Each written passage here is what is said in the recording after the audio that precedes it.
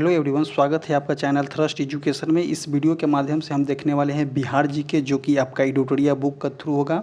आज का set number हम देखेंगे तो 10 नंबर सेट देखेंगे। तो आइए देखते हैं। सबसे फर्स्ट क्वेश्चन मेरा हो जाएगा कि प्राचीन नालंदा विश्वविद्यालय को किस वर्ष विश्व विरासत स्थल की सूची में शामिल किया गया है? तो 2002 में किया गया है, या 2016 में किया गया है, या 2012 में किया गया है। तो प्राचीन नालंदा विश्वविद्यालय को विश्व विरासत स्थल की सूची में जो है आपका 2016 में शामिल किया गया था। तो ऑप्शन नंबर बी जो हो जाएगा सही हो जाएगा। नेक्स्ट देखते हैं कि निम्नलिखित नदियों में से कौन सी नदी हिमालय क्षेत्र की नदी नहीं है? तो देखिए, हिमालय क्षेत्र की नदी पूछा गया जा रहा है कि कौन सी नदी जो है आपका हिमालय क्षेत्र की नदी नहीं है। तो बाघरा नदी, या सकरी नदी, या बागमती नदी। तो सकरी नदी जो हो जाएगा आपका हिमालय क्षेत्र की नदी नहीं है। तो option number B. Next question देखते हैं कि किस स्थान में गंगा नदी समतल भूमि पर बहना प्रारंभ करती है? तो देखिए, अगर समतल भूमि में बहना प्रारंभ करती है तो आपके दिमाग में आएगा इलाहाबाद आएगा या कानपुर आ जाएगा। लेकिन अगर बात करते हैं कि गंगा नदी बोला गया है कि किस स्थान में जो है समतल में बहना प्रवेश करती है, तो हरिद्वार के आगे जो गंगा नदी जो होती है पहाड़ के रास्ते आती है, लेकिन जैसे ही हरिद्वार में पहुंचती है तो आपका समतल में जो है आपका बहना चालू हो जाती है। तो इसका ऑप्शन नंबर ए जो हो जाएगा आपका सही हो जाएगा। नेक्स्ट देखते हैं कि दिए गए विकल्पों में से किस जिले में पुरानी जलोढ़ मिट्टी की सर्वाधिक बहुलता पाई जाती है? तो देखिए, पुरानी जलोढ़ मिट्टी की अगर बहुलता की पाई जाती है तो देखिए, किशनगंज में जो होता है सबसे ज़्यादा वर्षा होती है, तो सहरसा उसी से रिलेटेड है। तो देखिए, इसका अगर पुरानी जलोढ़ मिट्टी की बात करते हैं तो पुरानी जलोढ़ मिट्टी जो हो जाएगा आपका कहाँ में मिलेगा? तो आपका गया में मिलेगा। पुरानी जलोढ़ मिट्टी को हम क्या बोलते हैं? तो पुरानी जलोढ़ मिट्टी को हम बांगर बोलते हैं। और नई जलोढ़ मिट्टी को हम क्या बोलते हैं? तो खादर जो होता है आपका नई जलोढ़ मिट्टी को बोला जाता है। और जलोढ़ मिट्टी कहते किसको हैं? तो बाढ़ द्वारा जो होता है ढो कर लाई गई मिट्टी को क्या बोलते हैं? तो जलोढ़ मिट्टी बोलते हैं। नदियों में जो बाढ़ आती है उसके थ्रू जो मिट्टी आती है, और वही मिट्टी जो होता है बहुत उपजाऊ मिट्टी होता है, उसी को हम क्या बोलते हैं? जलोढ़ मिट्टी बोला जाता है। नेक्स्ट क्वेश्चन देखते हैं, क्वेश्चन नंबर 5 कि बिहार में जलवायु के अंतर्गत कौन सी ऋतुआं प्रचलित है? तो बिहार में जो है जलवायु के अंतर्गत पूछा जाता है। तो देखिए, बिहार में आपका शीत ऋतु भी होता है, वर्षा ऋतु जो अभी एट प्रेजेंट चल रहा है, और आपका ग्रीष्म ऋतु भी होता है। तो उपयुक्त में से एक से अधिक जो ऑप्शन नंबर डी जो हो जाएगा आपका सही हो जाएगा। आगे देखते हैं कि सतधारा या सतधरवा कुंड कहाँ स्थित है? तो सतधरवा कुंड जो हो जाएगा आपका कहाँ में है? तो राजगीर में स्थित है। नेक्स्ट क्वेश्चन नंबर 7, भारत तथा नेपाल सरकार की सहमति से कोसी परियोजना की शुरुआत कब किया गया था? तो भारत सरकार और नेपाल सरकार के कोशिश से जो हो जाएगा आपका 1954 में 1954 में जो है कोसी परियोजना की शुरुआत किया गया था। तो ऑप्शन नंबर सी जो हो जाएगा इसका सही हो जाएगा। नेक्स्ट क्वेश्चन देखेंगे कि भीम बांध वन्यजीव अभयारण्य कहाँ स्थित है? तो भीम बांध वन्यजीव अभयारण्य जो है आपका कहाँ में स्थित है? तो भीम बांध वन्यजीव अभयारण्य जो हो जाएगा आपका मुंगेर में स्थित है। नेक्स्ट क्वेश्चन नंबर 9 कि बिहार का सर्वाधिक वन क्षेत्र वाला जिला कौन सा है? तो देखिए, सर्वाधिक अगर वन क्षेत्र वाला जिला पूछा जाता है तो कौन सा हो जाएगा? तो गया। देखिए, गया में वन क्षेत्र नहीं है ज़्यादा, तो गया जो होता है सबसे ज़्यादा सूखा भी होता है, और सबसे ज़्यादा देखिए गया जो होता है गर्मी में सबसे ज़्यादा गर्म होता है, और ठंडा में बिहार का सबसे ठंडा जिला भी आपको बोला जाता है, गर्म जिला भी गया को बोला जाता है। और सर्वाधिक वन की बात करते हैं तो आपका कैमूर जिला में आपका सर्वाधिक वन मिलेगा। तो ऑप्शन नंबर बी जो हो जाएगा इसका सही हो जाएगा।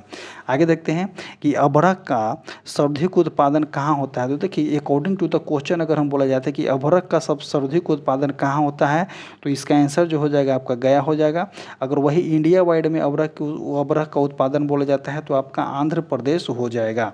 नेक्स्ट क्वेश्चन देखते हैं, क्वेश्चन नंबर 11 कि 2011 की जनगणना के अनुसार भारत तथा बिहार का जनसंख्या 2011 के जनगणना के अनुसार जो है भारत तथा बिहार के जनसंख्या घनत्व कितना बोला गया है? तो देखिए, पूछा गया है सबसे पहले कौन सा कि भारत के जनसंख्या घनत्व। तो भारत के जनसंख्या घनत्व कितना है? तो 282 है। वही अगर बिहार के जनसंख्या घनत्व बोलते हैं तो 6 जो है आपका बिहार का जनसंख्या घनत्व है अकॉर्डिंग टू द 2011 सेंसस। तो ऑप्शन नंबर बी जो हो जाएगा सही हो जाएगा। आगे देखते हैं कि 2011 की जनगणना के अनुसार न्यूनतम लिंगानुपात वाला जिला कौन सा है। तो देखिए न्यूनतम लिंगानुपात पूछा गया है। तो देखिए गोपालगंज में जो हो जाएगा बिहार का सबसे सर्वाधिक लिंगानुपात वाला जिला है। अगर वही न्यूनतम लिंगानुपात वाला पूछेंगे तो ऑप्शन नंबर सी जो हो जाएगा मुंगेर इसके लिए सही हो जाएगा। आगे देखते हैं क्वेश्चन नंबर 13 कि बिहार स्थित बरौनी तेल शोधक कारखाना किस देश के सहयोग से स्थापित किया गया है। तो देखिए क्वेश्चन यहाँ पे पूछा गया है कि बिहार स्थित बरौनी तेल कारखाना किस देश के सहयोग से स्थापित किया गया है। तो इसकी स्थापना जो है आपका रसिया के सहयोग से किया गया है और इसकी स्थापना जो है कब किया गया था। तो इसकी स्थापना जो है आपका 1964 में किया गया है। ये रनिंग किसके द्वारा करता है। तो IOCL के द्वारा रनिंग करता है और IOCL के गठन जो है आपका 1959 ईस्वी में किया गया था और इसका हेड क्वार्टर कहाँ में है। तो IOCL का हेड क्वार्टर आपका न्यू दिल्ली में है। नेक्स्ट क्वेश्चन देखेंगे। अब अगर बात करते हैं इससे कैपिटल और करेंसी देखते हैं तो रसिया के कैपिटल आपका मॉस्को होता है, करेंसी रूबेल होता है। जर्मनी का आपका बर्लिन होता है, करेंसी फ्रैंक होता है। ब्रिटेन का राजधानी आपका कहाँ हो जाएगा। ब्रिटेन का लंदन हो जाएगा, करेंसी पाउंड स्टर्लिंग हो जाएगा।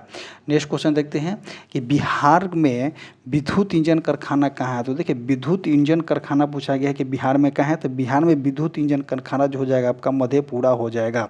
आगे देखते हैं कि मढ़ौरा स्थित डीजल रेल कारखाना द्वारा निर्मित शक्तिशाली डीजल इंजन का जो है जिसका नाम गजराज रखा गया है कितने हॉर्स पावर का है।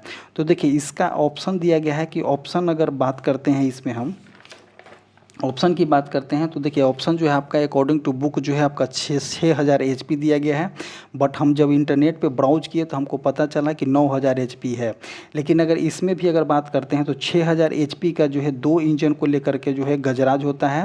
तो इसका आंसर जो है आपका ए हो जाएगा। कभी कभी जो आपको बुक में 9000 भी देखने को मिलता है। तो देखिए अगर इन केस अगर ये दोनों में रहेगा तो आप जो होगा इसको लगाइएगा ऑप्शन नंबर ए को। नेक्स्ट क्वेश्चन देखते हैं कि बिहार राज्य पथ परिवहन निगम की स्थापना कब हुई थी। तो बिहार राज्य पथ परिवहन निगम की स्थापना जो है आपका 1991 में किया गया था या 1954 में किया गया था या 1956 में किया गया था या 1959 में किया गया था। तो बिहार राज्य पथ परिवहन निगम की स्थापना जो है आपका 1959 में किया गया है। Option number D. Next question कि बिहार सरकार द्वारा प्रतिवर्ष स्थापना दिवस कब मनाया जाता है। तो बिहार सरकार का स्थापना दिवस जो है प्रतिवर्ष आपका 22 मार्च को मनाया जाता है। नेक्स्ट क्वेश्चन देखेंगे कि बिहार विधानसभा में अनुसूचित जनजाति के लिए आरक्षित सीटों की संख्या कितनी है। तो कितनी है। तो अनुसूचित जनजाति मतलब कि ST के लिए और SC के लिए टोटल सीटों की संख्या जो है आपका बिहार विधानसभा में अनुसूचित जनजाति के लिए सीटों की आरक्षित संख्या कितनी है। तो इसका आंसर जो हो जाएगा आपका ऑप्शन नंबर बी जो हो जाएगा 2 है। आगे देखते हैं कि बिहार विधानसभा के किस अनुच्छेद के अंतर्गत विधानसभा में सदस्य बनने हेतु 25 वर्ष की न्यूनतम आयु सीमा तय किया गया है। तो इसका आंसर जो हो जाएगा आपका ऑप्शन नंबर डी हो जाएगा। कौन सा ऑप्शन नंबर डी हो जाएगा क्योंकि आर्टिकल नंबर 173 में इसका जिक्र किया गया है जो कि ऑप्शन में नहीं है। नेक्स्ट क्वेश्चन देखेंगे कि राज्यपाल के विधायी शक्तियाँ में शामिल है। तो देखिए राज्यपाल के विधायी शक्तियाँ में कौन कौन से शामिल है। तो देखिए विधायी शक्तियाँ में आपका अध्यादेश जारी कर सकता है, सत्रवासन बुला सकता है और संयुक्त अधिवेशन के आहूत कर सकता है। तो ऑप्शन नंबर सी भी हो जाएगा। तो अकॉर्डिंग टू द ऑप्शन या ऑप्शन नंबर उपयुक्त में से एक से अधिक हो जाएगा। तो ऑप्शन नंबर डी। नेक्स्ट देखते हैं कि बिहार की पहली महिला मुख्यमंत्री कौन हो जाएंगे। तो बिहार की पहली महिला मुख्यमंत्री जो हो जाएगा आपका राबड़ी देवी हो जाएगा। आगे देखते हैं कि राज्य स्थित सचिवालय का मुख्य कार्य क्या है। तो देखिए राज्य स्थित सचिवालय का मुख्य कार्य क्या होता है। नीति निर्धारित करना होता है। बिल्कुल सही होगा। विभिन्न मंत्रियों की सहायता करना, ये भी विभागीय मंत्रियों की सहायता करना, ये भी हो जाएगा और विधायी नियमावली गठन करना, ये भी हो जाएगा। तो ऑप्शन नंबर डी जो हो जाएगा आपका सही हो जाएगा। आगे देखते हैं कि पंचायतों में अनुसूचित जाति तथा अनुसूचित जनजाति के लिए आरक्षण की व्यवस्था जो है किस अनुच्छेद में किया गया है। तो इस अनुच्छेद की बात करते हैं कि 243 के डी में जो हो जाएगा, पंचायतों में अनुसूचित जाति एवं अनुसूचित जनजाति के आरक्षण की व्यवस्था जो है आपका अनुच्छेद 243 के डी में किया गया है। आगे देखते हैं कि राज्य लोक सेवा आयोग के सदस्य, राज्य लोक सेवा आयोग के सदस्यों को निम्न में से कौन हटा सकता है? तो देखिए, राज्य लोक सेवा आयोग के सदस्यों को जो है कौन हटा सकता है? तो ये राष्ट्रपति के द्वारा हटाया जाता है, ऑप्शन नंबर ए। लेकिन नियुक्ति किनके द्वारा किया जा सकता है? तो राज्यपाल के द्वारा जो है इनको लगाया बैठाया जाता है। लेकिन हटाया किनके द्वारा जाता है? तो राष्ट्रपति के द्वारा। नेक्स्ट देखते हैं कि किस वर्ष उर्दू को बिहार की दूसरी राजभाषा घोषित किया गया था? तो ये क्वेश्चन भी जो हो जाएगा कि क्वेश्चन बहुत बार पूछा गया है कि किस वर्ष जो है उर्दू को बिहार की दूसरी राजभाषा घोषित किया गया है? तो 1984 में जो है आपका उर्दू को दूसरी भाषा के रूप में घोषित किया गया है। आगे देखते हैं कि बिहार में नमक सत्याग्रह की शुरुआत कहाँ किया गया था? तो नमक सत्याग्रह की शुरुआत जो है आपका चंपारण में किया गया था, उसके बाद आपका छपरा में किया गया था। तो ऑप्शन नंबर डी हो जाएगा उपयुक्त में से एक से अधिक।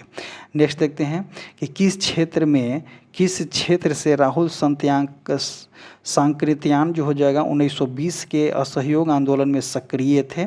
तो राहुल सांकृत्यायन जो हो जाएगा 1920 के असहयोग आंदोलन में सक्रिय हुए किस क्षेत्र से सक्रिय थे? तो अन्नवाड़ी अंबाड़ी से जो सक्रिय थे। नेक्स्ट देखेंगे कि बिहार के किस जिले में चौकीदारी कर देना बंद कर दिया था? तो देखिए, चौकीदारी कर देना कहाँ कहाँ बंद किया था? तो सारण में भी जो होगा आपका चौकीदारी कर देना बंद हो गया था, पटना में भी देना बंद कर दिया था, बेतिया में भी देना बंद कर दिया था। तो उपयुक्त में से एक से अधिक, तो ऑप्शन नंबर डी हो जाएगा।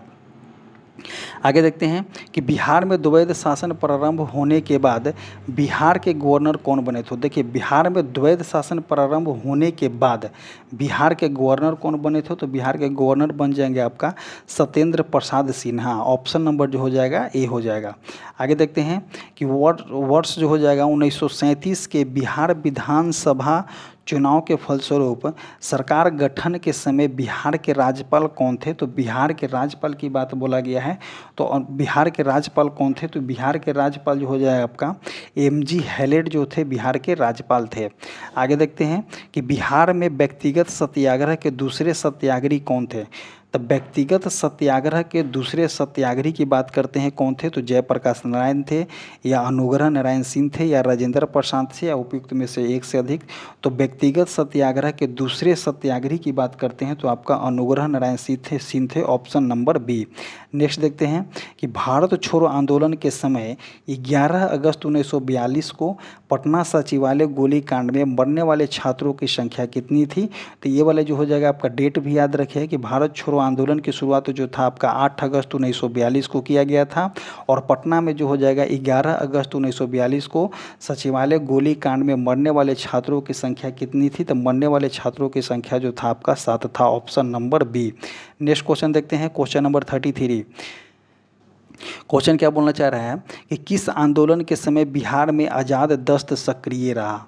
तो किस आंदोलन के समय जो है बिहार में जो हो जाएगा आपका आज़ाद दस्त जो था सक्रिय था? तो भारत छोड़ो आंदोलन में जो था आज़ाद दस्त सक्रिय था।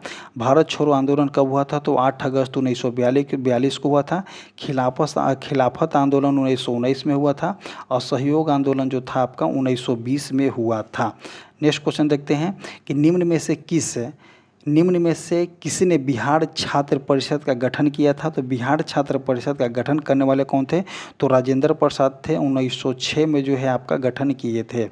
नेक्स्ट क्वेश्चन देखते हैं कि गौ हत्या रोकने के लिए बिहार में गोरछीनी सभा की स्थापना हुई थी। तो गौ हत्या को रोकने के लिए बिहार में जो गोरछीनी सभा की स्थापना हुई थी, कब किया गया था? तो 1893 ईस्वी में किया गया था। नेक्स्ट देखते हैं कि बिहार में नोनिया विद्रोह कब हुआ था? तो देखिए, नोनिया विद्रोह जो था आपका कब हुआ था? तो 1970 से 800 के ईस्वी के आसपास हुआ था। किसके विरुद्ध हुआ था? तो आपका अंग्रेज के विरुद्ध हुआ था। और एक कौन कौन थे, किसके लिए नोनिया विद्रोह हुआ था? तो सोरे के लिए जो नोनिया विद्रोह हुआ था, जिसको हम पोटेशियम नाइट्रेट बोलते हैं। पोटेशियम नाइट्रेट का यूज जो है आपका बारूद बनाने में भी बारूद बनाने में किया गया था। और नोनिया विद्रोह कहाँ कहाँ में हुआ था? तो देखिए, हाजीपुर में हुआ था। हाजीपुर के बाद बता दें आपको तिरहुत में हुआ था, उसके बाद बता दें आपको सारण में हुआ था, उसके बाद पूर्णिया में हुआ था। 1770 से 1800 की ईस्वी के आसपास में हुआ था। नेक्स्ट देखते हैं, निम्न में से कौन सा क्षेत्र जो है फ्रांसीसी व्यापारियों का व्यापारिक केंद्र था? तो फ्रांसीसी व्यापारियों का अगर व्यापारिक केंद्र की बात करते हैं तो चंद्रनगर था, option number C. Next question, किसके सूबेदार काल में अंग्रेज यात्री बर्नियर पटना आया था? तो देखिए, किसके सूबेदार काल में अंग्रेज यात्री जो बर्नियर जो था पटना में आया था? तो दाऊद खां के में, या सैफ खां में, या जुल्फिकिर खां में? तो इसका आंसर जो हो जाएगा आपका दाऊद खां, ऑप्शन नंबर ए। नेक्स्ट देखते हैं कि निम्न में से कौन शेर शाह का उत्तराधिकारी बना था? तो देखिए, शेर शाह का उत्तराधिकारी के बारे में पूछा गया है। तो आदिल शाह बने थे, या दाऊद खां बने थे, या आपका इस्लाम शाह बने थे? तो शेर शाह का अगर उत्तराधिकारी की बात करते हैं तो इस्लाम शाह के द्वारा जो था, इस्लाम शाह को जो है शेर शाह का उत्तराधिकारी बनाया गया था। नेक्स्ट देखते हैं कि 8वीं शताब्दी के मध्य मखौरी वंशीय शासक की समाप्ति के बाद किस वंशीय शासक की नींव बिहार में पड़ी थी? क्वेश्चन को वंस अगेन पढ़ेंगे कि 18वीं शताब्दी के मध्य में मखौरी वंशीय शासन की समाप्ति के बाद बिहार में किस शासक की नींव पड़ी थी? तो पाल वंशीय शासक को, या मौर्य वंशीय को, या कर्नाट वंशीय को, या अफगान वंशीय को? तो इसका आंसर जो हो जाएगा आपका पाल वंशीय शासक का नींव पड़ी थी। नेक्स्ट देखेंगे कि बंगाल के किस शासक के समय सिकंदर लोदी ने बंगाल एवं मुंगेर जो हो जाएगा दोनों के बीच सीमा रेखा का निर्धारण करता है? तो इसका आंसर हो जाएगा अलाउद्दीन हुसैन, या दरिया खां, या अलवर्दी खां? तो इसका आंसर जो हो जाएगा आपका अलाउद्दीन हुसैन शाह हो जाएगा। आगे देखते हैं कि निम्नलिखित में से किस स्थान पर बख्तियार खिलजी के शव को दफनाया गया था? तो बख्तियार खिलजी के शव को जो है आपका कहाँ में दफनाया गया था? तो बिहार शरीफ में दफनाया गया है। आगे देखते हैं कि निम्न में से किस शासक के शासनकाल में चतुर्थ बौद्ध संगीति का आयोजन किया गया था? तो देखिए, सबसे पहला बौद्ध संगीति किसके टाइम हुआ था? तो अजातशत्रु के काल में फर्स्ट हुआ था, कला अशोक के टाइम में आपका सेकेंड हुआ था, अशोक के टाइम में जो हुआ था आपका थर्ड हुआ था, और कनिष्क के टाइम में जो आपका फोर्थ बौद्ध संगीति हुआ था। अब क्वेश्चन क्या पूछा जा रहा है कि किस शासक के शासनकाल में चतुर्थ बौद्ध संगीति पूछा गया है? चतुर्थ बौद्ध संगीति का आयोजन किया गया था, तो ऑप्शन नंबर बी जो हो जाएगा सही हो जाएगा। आगे देखते हैं कि कर्नाट वंश में कौन एक महान समाज सुधारक था? तो देखिए, कर्नाट वंश की स्थापना जो था आपका 1097 में किया गया था, नामदेव के द्वारा किया गया था। और इसमें पूछा गया है कि किस शासक जो था महान समाज सुधारक था? तो इसका आंसर जो हो जाएगा हरि सिंह जो थे आपका, हरि सिंह देव जो थे आपका समाज सुधारक थे। आगे देखते हैं कि नालंदा महावीर को आर्थिक अनुदान देने वाले शासक कौन थे? तो देखिए, नालंदा विश्वविद्यालय को जो थे, नालंदा महावीर को अगर आर्थिक अनुदान की बात करते हैं तो धर्मपाल के द्वारा भी दिया गया था, देवपाल के द्वारा भी दिया गया था, और हर्षवर्धन के द्वारा भी दिया गया था। तो ऑप्शन नंबर डी जो हो जाएगा सही हो जाएगा। आगे देखते हैं कि मगध के परवर्ती गुप्त वंश का संस्थापक कौन था? तो मगध के परवर्ती पूछा गया है, और गुप्त वंश का संस्थापक कौन था? तो कृष्ण गुप्त थे, या दामोदर गुप्त थे, या माधव गुप्त थे, या कुमार गुप्त थे? तो इसका आंसर जो हो जाएगा आपका कृष्ण गुप्त थे। नेक्स्ट देखेंगे कि नालंदा विश्वविद्यालय का संस्थापक था। तो देखिए, नालंदा विश्वविद्यालय का संस्थापक कौन था? तो नालंदा विश्वविद्यालय का संस्थापक जो हो जाएगा आपका कुमार गुप्त हो जाएगा, ऑप्शन नंबर सी। नेक्स्ट देखते हैं कि मगध पर शासन करने वाले राजवंशीय सही क्रम कौन थे? तो देखिए, हर्यक वंश था, शुंग वंश, हर्यक वंश, शुंग वंश, या कौरव वंश, और शिशुनाग वंश। लेकिन इसमें आंसर कौन सा हो जाएगा? देखिए, हर्यक वंश के बाद शुंग वंश नहीं था, मौर्य वंश, तो मौर्य वंश के बाद हर्यक नहीं, हर्यक सबसे पहले आया था, इसको काटिए, हर्यक सबसे पहले आया था, इसको काटिए। तो ऑप्शन नंबर बी जो हो जाएगा सही हो जाएगा। हर्यक वंश हो जाएगा, शिशुनाग वंश हो जाएगा, नंद वंश हो जाएगा, उसके बाद जो है आपका मौर्य वंश आया था। तो ऑप्शन नंबर बी जो हो जाएगा सही हो जाएगा। नेक्स्ट देखते हैं कि बिहार में मध्य पाषाण काल के अवशेष निम्न में से किस क्षेत्र में पाए हुए प्राप्त हुए हैं? तो इसका आंसर जो हो जाएगा आपका मुंगेर से प्राप्त हुआ है। आगे देखते हैं कि अंग एवं मगध महाजनपद का उल्लेख निम्न में से किस वेद में मिलता है? एक क्वेश्चन जो है बहुत VVI क्वेश्चन है कि अंग एवं अंग एवं मगध, अंग की राजधानी कहाँ था? तो अंग की राजधानी आपका चंपा था। और मगध की राजधानी कहाँ तो राजगीर थी, राजगीर ही बोला जाता था। तो अंग एवं मगध महाजनपद का उल्लेख जो है किस वेद में मिलता है? तो इसका आंसर जो हो जाएगा आपका अर्थर वेद में मिलता है। और इसी तरह से जो है एडिटोरिया का आज सेट नंबर जो होता है 10 समाप्त होता है बिहार जीके से। और आपको बता दें कि हमारा जो टेलीग्राम चैनल है, कमेंट बॉक्स और डिस्क्रिप्शन बॉक्स में टेलीग्राम का लिंक पिन किया गया है। टेलीग्राम चैनल से जाकर के जुड़िए फॉर द लेटेस्ट अपडेट, क्योंकि आप जुड़िएगा तभी आपको जो है फर्स्ट टाइम वीडियो मिलेगा। और आप जो होगा अगर आप एक बार कॉन्सेंट्रेट होकर के इस वीडियो को देख रहे हैं तो आप किसी भी एग्जाम को करेक्ट करने के लिए आसान हो जाएंगे। जिसमें अगर बिहार जीके से क्वेश्चन पूछा जाता है, जैसे कि अगर बिहार के एग्जाम हो रहा है तो बिहार एसएससी हो जाएगा, बीपीएससी हो जाएगा, बिहार पुलिस हो जाएगा, बिहार एसआई हो जाएगा, ये सभी में जो है आपका बिहार जीके से क्वेश्चन पूछा जाता है। और आपको बहुत ही बेनिफिट होगा, जो एक बार जरूर इसको देखिए। इसी तरह से वीडियो जो होता है समाप्त होता है। धन्यवाद।